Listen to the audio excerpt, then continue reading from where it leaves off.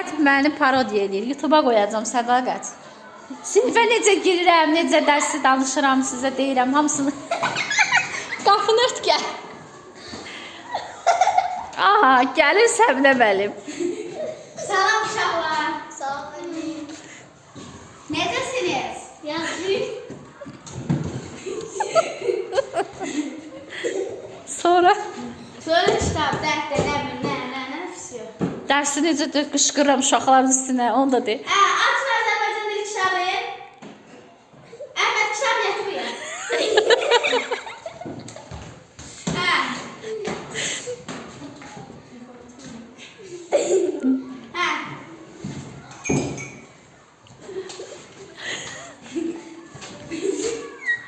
Baxın, mürəkkəb feillər ayrı yazılır.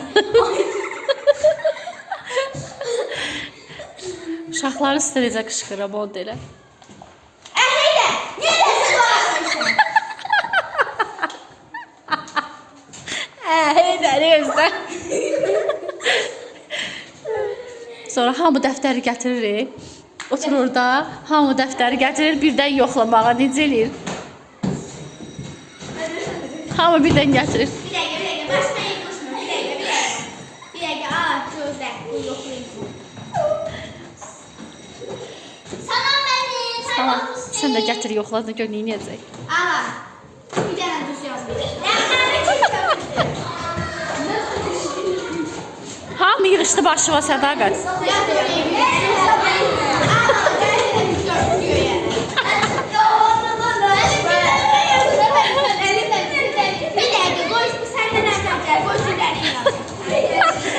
Yox, hamı qışqırıb qovlamaya gedin, oturun bir-bir gəlin.